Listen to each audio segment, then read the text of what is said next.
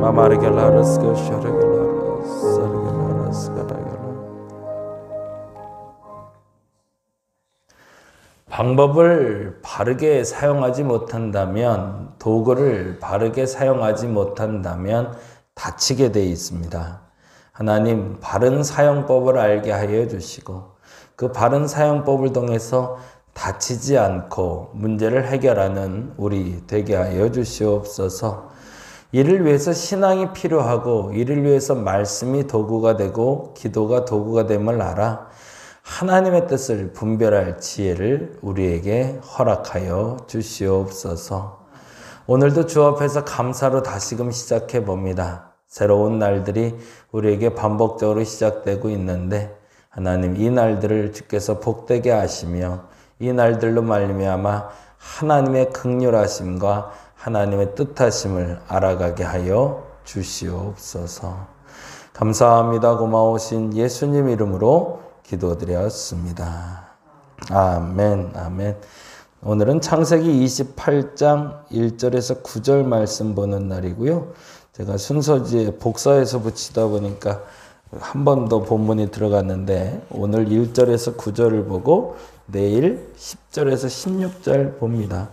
28장 1절에서 9절 같이 한 목소리로 읽도록 하겠습니다. 이삭이 야곱을 불러 그에게 축복하고 또 당부하여 이르되 너는 가나안 사람의 딸들 중에서 아내를 맞이하지 말고 일어나 밧단 아람으로 가서 내 외조부 부두엘의 집에 이르러 거기서 내 외삼촌 라반의 딸들 중에서 아내를 맞이하라. 전능하신 하나님이 내게 복을 주시어 내가 생육하고 번성하여 내가 여러 민족을 이루게 하시고 아브라함에게 허락하신 복을 내게 주시되 너와 함께 내 자손에게도 주사 하나님의 아브라함에게 주신 땅 곧 내가 거류하는 땅을 내가 차지하게 하시기를 원하노라. 이에 이삭이 야곱을 보내매 그가 밧단 아람으로 가서 라반에게 이르렀으니 라반은 아람 사람 부두엘의 아들이요 야곱과 에서의 어머니 리브가의 오라비더라. 에서가 본즉 이삭이 야곱에게 축복하고 그를 밧단 아람으로 보내어 거기서 아내를 맞이하게 하였고 또 그에게 축복하고 명하기를 너는 가나안 사람의 딸들 중에서 아내를 맞이하지 말라 하였고 또 야곱이 부모의 명을 따라 밧단 아람으로 갔으며 에서가 또 본즉 가나안 사람들의 딸들이 그의 아버지 이삭을 기쁘게 하지 못하는지라. 이에 에서가 이스마엘에게 가서 그 본처들 외에 아브라함의 아들 이스마엘의 딸이요 느바숏의 누이인 마할랏을 아내로 맞이하였더라. 아멘. 오늘은 두 가지 묵상하고 같이 말씀 나누면 좋겠는데요. 보통 이제 성경을 얘기할 때 성경에 이제 5월이다 보니까 부모에게 복종하라라는 설교들 많이 듣게 되는데 사실은 복종보다는 우리가 더 많이 들어야 될 단어는 이제는 부모와 화해하라가 아닌가라는 생각이 들어요. 요즘 세대가 이제는 많이 달라졌죠. 부모 세대와 자녀 세대가 소통이 안 되는 세대가 너무나 많고 그거는 이제 뭐 나이가 젊고 나이가 많고 그리고 나이가 어리고 나이가 좀 조숙할 정도로 넉넉하고 뭐 이런 기준을 떠나서 부모하고 자녀와의 관계는 이제는 수동적으로는 아니면 순종적인 관계라기보다는 서로 수평적인 관계로 많이 가고 있음을 보게 됩니다. 그래서 이제 성경을 이제 곡해해서 해석하면 안 되겠지만 성경을 이제 인정하고 봐야 될 건 성경에서는 끊임없이 부모에게 복종하는 순종적인 자녀들이 복받는다라는 이야기도 있지만 부모와 화해한 자녀들이 복받는다라는 것을 유념하고 전할 필요가 있는 거죠. 오늘 본문에서는 두 가지 매우 중요한 단어가 나오는데 그 첫 번째 단어가 28장 1절입니다. 같이 한번 볼까요? 이삭이 야곱을 불러라고 되어 있죠. 그런데 28장 6절에 보면 이렇게 되어 있어요. 에서가 본즉 이삭이 야곱에게 축복하고 라고요. 뭐가 차이가 있는 것 같으세요? 이 앞 단계를 잠깐 이해를 한다면 이 부분에 대해서 훨씬 더 쉽게 이해가 될 수 있을 것 같아요. 그게 뭐냐면 이삭과 야곱이 화해했다는 거죠. 근데 반면에 에서와 이삭은 화해가 되지 않았고 에서와 야곱은 화해되지 않은 상태라는 겁니다. 그럼 무슨 말이죠? 이삭이 절대 권력을 가지고 야곱과 에서를 누르고 있는 형국이 아니라 이삭과 야곱이 수평적인 관계에서 화해하는 과정으로 갔을 때 야곱에겐 축복이 갔지만 이삭과 에서가 관계 회복을 하지 못하고 화해하지 못했을 때 일이 어그러지더라는 걸 얘기하고 있는 거죠. 자녀와 말이 안 통할 때가 있어요. 이제는 뭐 시대가 우리나라 같은 나라가 과연 몇이나 존재할까 싶은데 일제시대 경험했죠. 전쟁 겪었죠. 그것도 전쟁도 그냥 뭐 일주일, 2주일에 끝난 전쟁도 아니고 3년이나 됐던 전쟁이죠. 일제시대는 35년이나 갔죠. 경제 그 발전기가 있었는데 하는 대통령마다 진짜 부끄러운 얘기지만 감옥에 안 간 대통령이 하나도 없단 말이죠. 우리 아이들에게 대통령 이름 대면서 누가 제일 존경해? 아니면 어떤 사람 되고 싶어? 라는 말을 못할 만큼 뭐 저 어렸을 때야 박정희 대통령이 영원한 대통령인 줄 알아서 18년 동안 계속 대통령 했으니까 저희도 자라면서 많이 들었던 얘기가 육사 가야 돼. 그래야 좋은 사람 돼. 나중에 박정희 할아버지처럼 돼야 돼. 이런 얘기들 많이 들었었는데 그때는 그때 얘기였고 그거 끝나고 나서는 이게 뭐 어떻게 옳다 그렇다를 말할 수 없을 만큼 근데 문제는 그 사이에 문화가 너무 많이 달라졌다는 거죠. 지금 저희 또래만 해도 저희 밑에 자녀들하고 대화가 잘 안 돼요. 근데 그거는 서로 간에 결이 다른 것들도 물론 있지만 문화가 완전히 달라요. 그래서 그들의 문화를 이해하지 못하고 나의 문화를 그들이 이해해 주지 않으면 우리는 서로 대화할 수 없는 사람이 될 수밖에 없더라고요. 그래서 서로 간에 이 문제를 놓고 나는 이해 못하는 부분도 있다는 거 인정하고 그도 하고 있는 일에 대해서 내가 인정할 수가 없지만 이해하려고 애를 쓴다면 화해가 되겠죠. 근데 그 부분에 대해서 해결하려는 노력이나 아니면 서로 간에 의지를 갖지 않는다면 결국에는 서로 간의 관계는 결별할 수밖에 없는 거죠. 아브라함이 이삭이 에서와 야곱을 축복하고 나서 약 50년을 더 살아요. 근데 50년을 사는 동안 이미 야곱은 밖에 나가 있는 상태였고 에서와 이삭이 살았는데 아마도 그렇게 관계가 썩 좋지 않았던 것 같아요. 왜냐하면 에서는 그 축복 사건 이후에 끊임없이 아버지와 관계가 틀어지거든요. 그래서 심지어는 에서가 이런 표현을 쓰잖아요. 우리 아버지가 나이가 들어 이제 죽을 때가 됐으니 얼른 죽으면 이게 부모에게 자녀가 할 소리는 아니잖아요. 우리 부모가 나이가 이제 많으니까 죽고 나면 내가 내 동생 죽일 거야 라는 표현을 쓴단 말이죠. 이런 표현을 부모가 귀로라도 듣게 만드는 건 이건 정말로 서로 관계를 끊자는 것보다 더 심각한 얘기가 되는 거죠. 그런데 28장 1절에 보니 이삭은 야곱을 불러옵니다. 그건 무슨 말이냐면 야곱도 잘못했고 이삭도 잘못한 걸 서로 안 거죠. 그래서 서로 간에 절충안을 찾아냈는데 그 절충안이 뭐였냐면 1절입니다. 같이 한번 읽어볼까요? 이삭이 야곱을 불러 그에게 축복하고 또 당부합니다.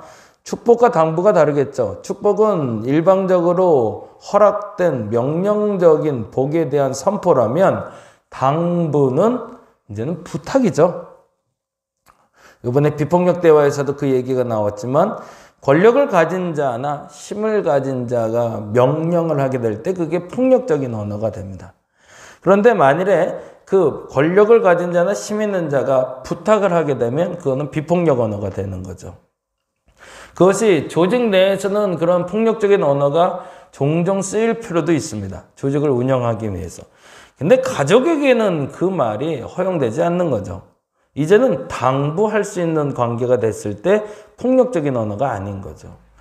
야곱은 당부하고 있어요. 당연히 좀 이 일은 해줬으면 좋겠다는 부탁입니다.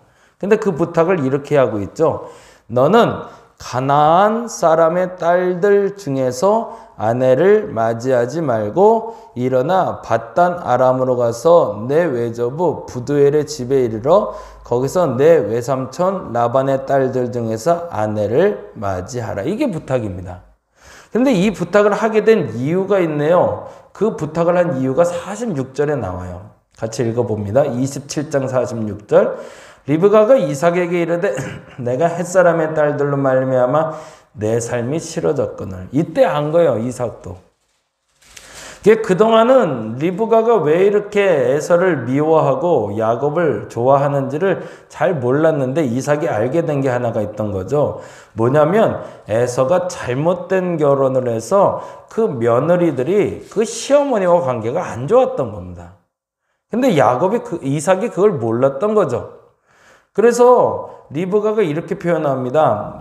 46절에 보니 리브가가 이삭에게 이르되 내가 햇사람의 딸들로 말미암아 내 삶이 싫어졌거늘 야곱이 만일 이 땅의 딸들 곧 그들과 같은 햇사람의 딸들 중에서 아내를 맞이하면 내 삶이 내게 무슨 재미가 있으리까? 라고 얘기해요. 그 말은 뭐예요? 리브가가 마음을 과거부터 상해 있었는데 그 마음 당신 몰라줬어 라는 거죠.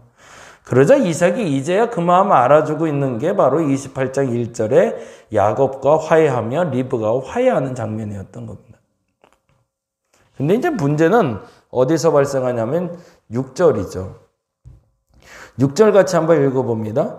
에서가 본즉 이삭이 야곱에게 축복하고 그를 밧단 아람으로 보내어 거기서 아내를 맞이하게 하였고 또 그에게 축복하여 명하기를 너는 가나안 사람 딸들 중에서 아내를 맞이하지 말라 하였고 라는 걸 들었다는 거죠. 에서도. 하여튼 이삭이 좀 문제가 있어요. 이러면 좀 같이 불러 얘기하지. 그렇잖아요. 야, 결국에 문제는 에서야. 네가 결혼을 잘못한 게 네 엄마 마음 상하게 한 거야. 그러니 이제는 좀 제대로 해보자. 그래서 야곱에게는 지금 외조부 부두엘 집에 가서 결혼하게 할 터이니 너도 그러면 같이 가서 결혼을 하고 오면 어떻겠냐? 라고 얘기할 수도 있는 거잖아요. 근데 이 부분에서 야곱에게만 그렇게 얘기하고 에서는 아예 얘기를 해주질 않는단 말이죠. 그랬더니 이 눈치 빠른 에서가 그 얘기를 귓등으로 알아듣고 그러니 이게 제대로 알아들었을까요? 잘못 알아들은 거죠. 그렇죠?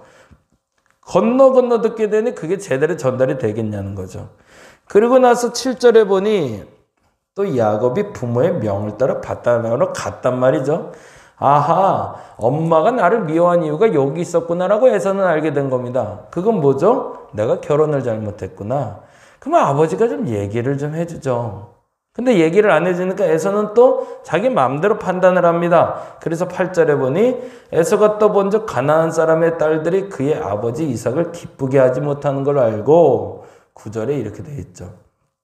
이에 에서가 이스마엘에게 가서 그 본처들 외에 아브라함의 아들 이스마엘의 딸이요 느바요의 누이인 마할랏을 아내로 맞이하였더라고.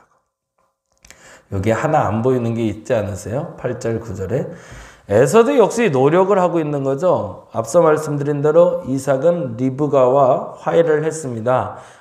잘못된 며느리 들어온 게 시어머니 마음 아프게 했구나. 그래서 그 마음 달래주려고 야곱에게 좋은 며느리 데려와라 라고 얘기했단 말이죠. 그런데 에서에게는 뭐만 보이냐면 아버지 이삭만 보이는 거죠. 그리고 아무리 눈 씻고 찾아봐도 8절과 9절에는 어머니의 마음을 기쁘게 못해서 어머니의 마음을 달래기 위해라는 단어가 없어요. 왜 그럴까요? 에서가 보기에는 축복을 할 수 있는 건 어머니가 아니라 아버지거든요. 이게 에서는 아직도 어머니와 화해할 마음이 없는 거죠. 문제를 해결하겠다고 하면서 그 방법을 잘못 사용하고 있으면 그 도구가 잘못됐을 때는 결과는 항상 다를 수밖에 없습니다. 그래서 우리는 도구를 잘 사용해야 됩니다. 칼을 잘 사용하면 손이 다칠 일이 없죠. 근데 손을 잘못 다치게 되는 경우는 칼을 잘못 사용하기 때문입니다. 기도한다고 얘기해요. 말씀 본다고 얘기해요. 말씀과 기도는 하나님의 뜻을 잘 분별하는 도구가 됩니다. 근데 이걸 잘못 사용하면 매우 나쁜 도구가 될 수 있습니다. 왜냐하면 그것이 누군가에게 강요거리가 될 수도 있고 누군가에겐 시험거리도 될 수 있기 때문에 그렇습니다. 오늘은 그렇게 기도했으면 좋겠습니다. 문제가 발생할 때 그 문제를 해결할 건강한 방법을 알게 해달라고. 그래서 그 방법을 통해서 나와 어그러진 관계들이 화해의 길로 나갈 수 있는 저와 여러분 되시기를 간절히 바랍니다. 기도하겠습니다. 문제를 해결하고 싶은데 그 방법을 모르면 더 나쁜 결과가 옵니다.